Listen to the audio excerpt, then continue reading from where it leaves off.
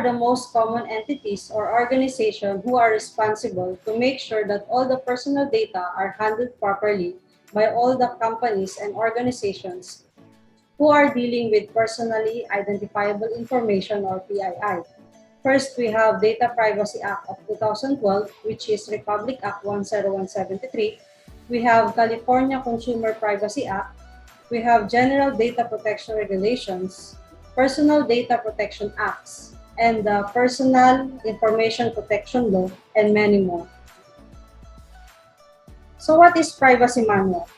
In this section lays the basis of the manual. So this manual should inform us or every company of our data protection and safety measures and may serve as your guide in exercising your rights under the privacy laws. In brief, it should discuss how the organization complies with the data privacy principles and upholds the rights of the data subject, both which is laid in the data privacy laws. It is important that this section impresses upon the user or reader why it is necessary for an organization to have a privacy manual. So it puts everyone on the same page. Compliance with the Act becomes more manageable, and we will have general privacy policies, which refers to procedure and guidelines in implementing it, and we will have a general description of security measures may refer to supporting documents. Scope and limitations. In this section defines the coverage of the manual.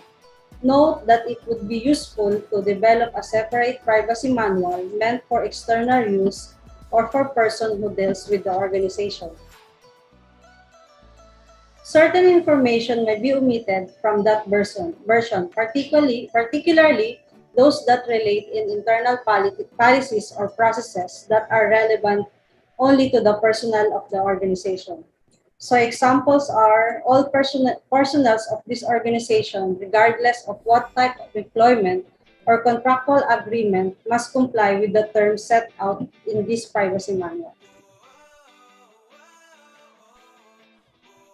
In all my videos, these are all discussed: how we collect the information, how we use it, how we store, and how long do we keep it. And lastly, how we destroy the data in a right manner. If we have hard copies, we should use shredders and properly delete informations and make sure that they are not retrievable. And now we will go to security measures. In the privacy manual, it should discuss the appointing of data officers and what are the qualifications that a DPO should have. And also it will discuss what are the roles of a DPO in a certain company. So we can either direct hire a DPO, or it can be from a third party or contractors who are specialized in handling personal data. So a creation of data privacy manual or privacy policy is mostly made by the PIC and PIP. So it should contain the records of processing from collection to destruction of that is not needed information. And of course, we should always have a seminar to our employees how to properly address if there are any questions, or what are the protocols if one person wants to know the details, what the company has.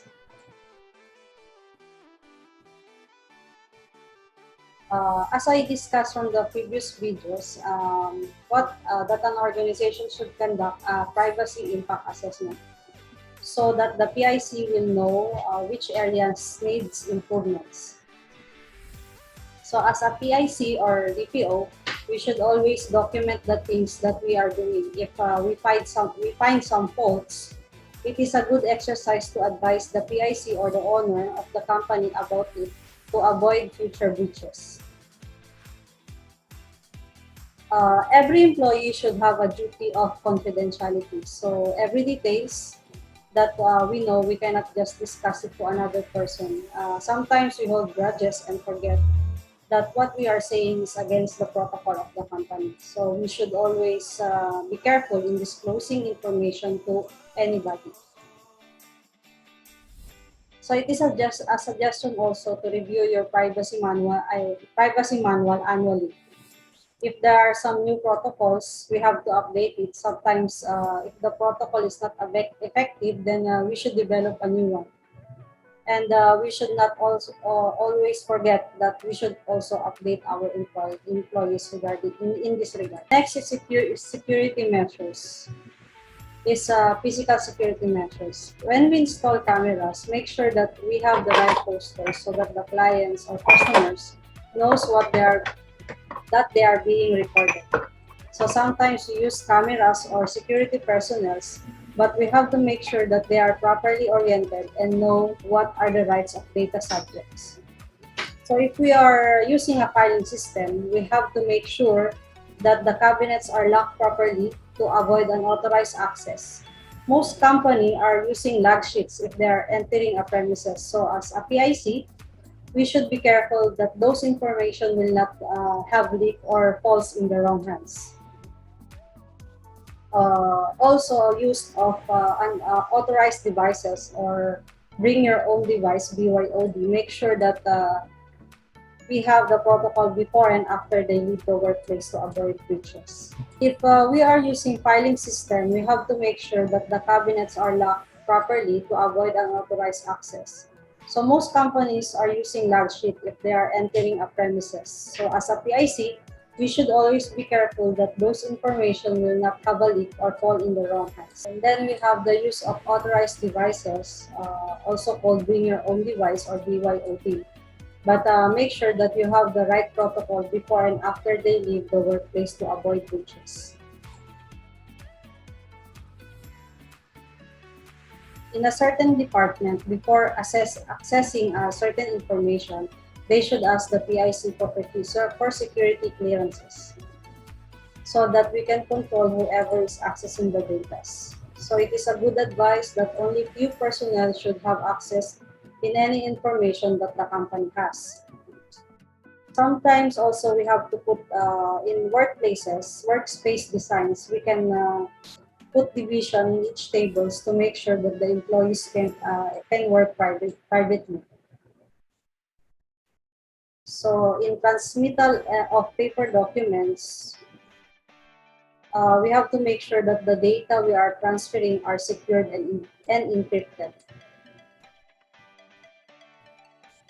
And if the data is not needed anymore, better delete it or destroy them. Because in this modern technology, keeping a data for a future use is not applicable anymore, as more and more people are being eager to hack your database and sell the data that has stolen from the company.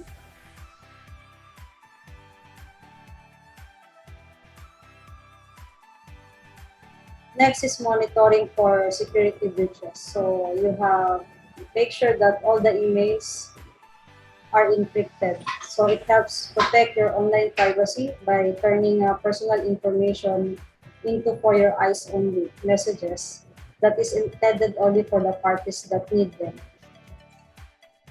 So you should make sure that your emails that are being sent over is encrypted.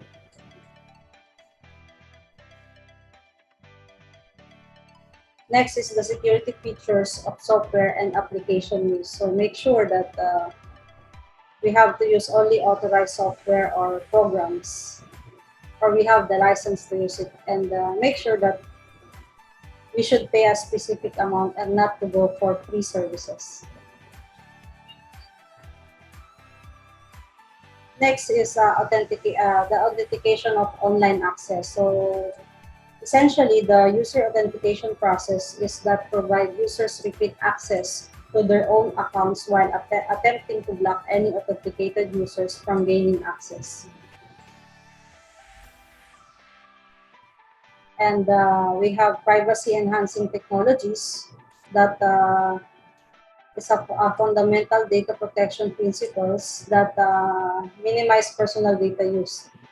So it only allows online users to protect the privacy of their personally identifiable information provided to and handled by the services or application.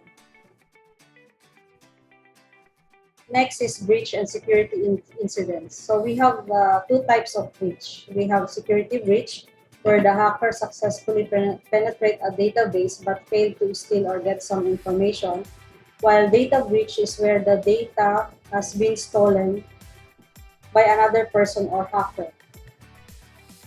Data breach is the only incident to be reported in data privacy commissioners.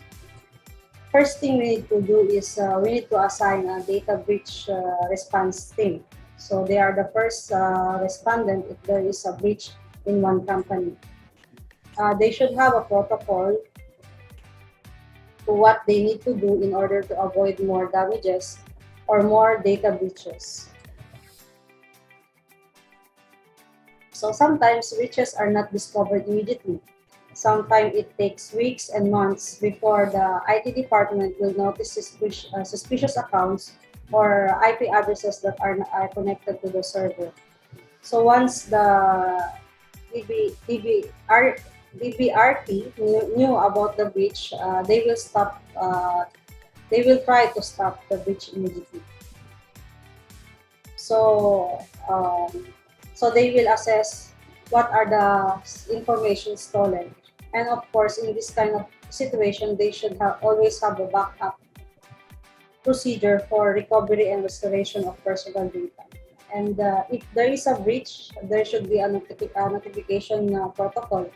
So we have to inform the data subjects as soon as possible that their data are hacked or stolen. So if ever they receive phishing emails, they are aware of it and able to avoid it. And lastly, we have to document the incident. We have to update the protocol if needed and inform the commissioner about the breach. So we have 72 hours to do that.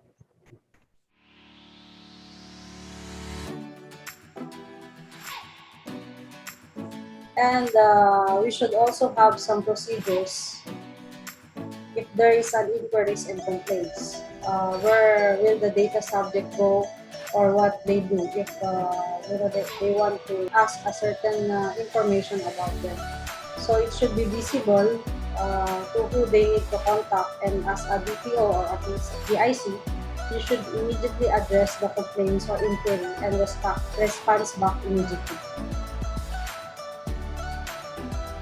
Next is the effectivity. So this section indicates the period of effectivity of the manual as well as any other documents. So we can see the validity of the privacy manual. If there are any revisions, we should always amend and update.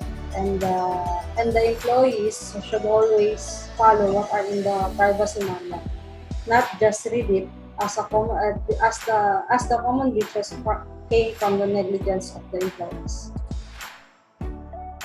Next is annexes. So in this section, we will see all the different forms that the company has, and it should always be ready. So if there is a client who wants to complain or ask something, we can hand over the form immediately and not let the clients wait while we are preparing the formats. So it is advisable that we have a universal format that can be easily understood by the clients. So the example of the formats are consent form, inquiry summary form, access request form, privacy notice, request for correction or erasure, and many more. So we have to make sure that all these formats will not confuse our clients.